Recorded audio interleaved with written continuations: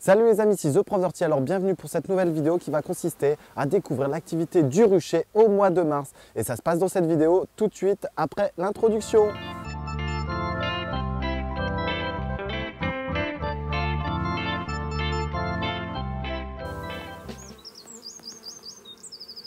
Alors voilà, donc on a passé la période hivernale, il reste encore quelques semaines cependant où on va pouvoir avoir des périodes de froid. Cependant, on a eu une fin de février assez clémente qui nous a permis de faire un constat au préalable de nos colonies. Ici, la première ouverture n'a pas encore eu lieu.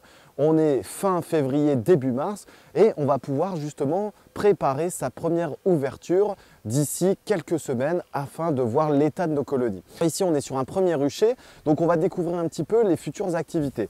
Donc la première chose à voir, c'est sur des journées ensoleillées comme celle-ci, de voir un petit peu l'état de nos colonies, de voir comment ça vole, de voir s'il y a des rentrées de pollen, de voir s'il y a des va-et-vient conséquents et importants, et aussi également d'observer s'il n'y a pas de mortalité trop importante au devant de la ruche. Une chose tant pas attendue des apiculteurs, c'est l'ouverture de sa ruche. Alors on va attendre déjà d'avoir des températures supérieures à 15, 16 voire 17 degrés sur plusieurs jours consécutifs.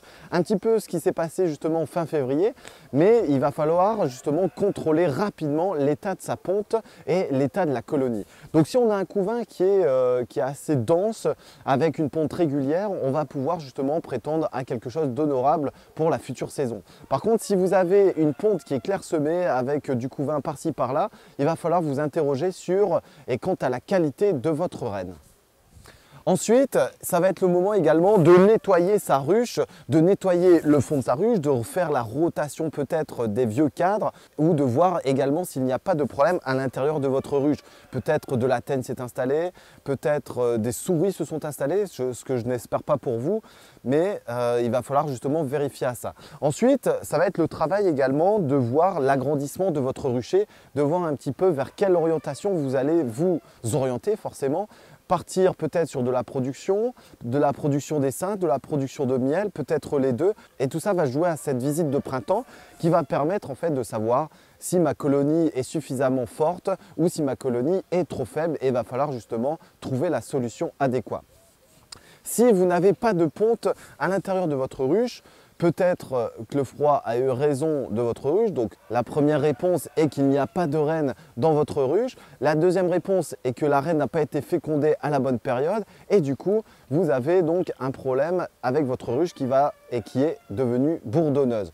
Vous allez enfumer de manière conséquente, faire remplir justement le jabot et faire remplir les abeilles de miel pour les déloger. Et ensuite, vous allez troquer la ruche, vous allez l'évacuer pour pouvoir les faire rentrer dans d'autres ruches. Vous allez pouvoir également nettoyer les abords de votre rucher, un peu ce que je suis en train de faire actuellement justement, et on va également en profiter pour planter tout un tas de végétaux qui vont permettre ici d'alimenter un minimum nos ruches ici présentes. Ici on va planter beaucoup de bulbes, on va planter beaucoup d'arbres mellifères, beaucoup de pommiers, beaucoup de fruitiers qui ici dans la région se plaisent bien. Ça, il va falloir s'adapter en fonction des conditions que vous avez aux alentours de chez vous.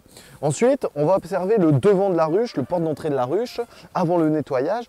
Et ici, on peut remarquer qu'il y a une activité assez conséquente avec justement pas mal d'entrées de pollen, essentiellement ici de crocus et de narcisse.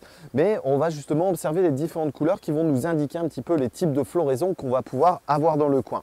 Là, ici, on est sur une colonie qui a un fort développement. Je prends l'exemple de celle à côté qui a un développement plutôt moyen. Donc, on viendra privilégier le développement ici de celle sur la droite et on viendra contrôler plus tard celle-ci qui est sur ma gauche et peut-être qu'on viendra compléter justement en couvain par la suite pour avoir des colonies qui soient de même niveau, de même force. Ensuite va arriver le mois d'avril, donc ça je vous referai pareil une autre vidéo où on pourra voir tous les cas possibles de ce qui va se passer dans son rucher. Donc on va pouvoir ici donc d'ici quelques semaines, en fonction de où vous vous situez dans la France, vous allez pouvoir peut-être aussi prétendre à une division, peut-être prétendre aussi à la première pose de os. Ça dépendra du climat, ça dépendra de la météo en fonction de la zone où vous vous situerez. N'allez pas trop vite, faites attention aussi également à l'ouverture. N'ouvrez pas s'il y a des conditions météo défavorables par la suite. Prenez votre temps parce que si le mois de mars commence avec les beaux jours, il terminera avec les beaux jours et également avec la pluie. Donc s'il commence avec la pluie, il finira avec la pluie. Donc là-dessus, essayez de faire attention à ça justement et de faire attention au nettoyage de votre ruche. Tout se passe bien ici, on est encore sur des belles journées ensoleillées. On va les laisser tranquilles, profiter un petit peu. On ne va pas les déranger parce que je pense qu'après, il y en aura suffisamment. Et là, ça va être à votre tour justement d'aller à votre rucher et de faire ce constat. Ici, par la suite, on va refaire ce rucher. Donc, on va ici concentrer essentiellement par des nucléi et on va poser donc les ruches à miel un petit peu plus loin qui va nous permettre d'améliorer la population d'abeilles à l'intérieur ici de cette zone de fécondation. Voilà, c'était une petite vidéo sur l'activité des ruches au mois de mars. Je vous laisse découvrir les autres vidéos de l'apiculture et du jardinage au travers de la chaîne. N'hésitez pas à vous abonner ici, à liker et à partager la vidéo. On se retrouve pour les autres tutos. À très bientôt les amis.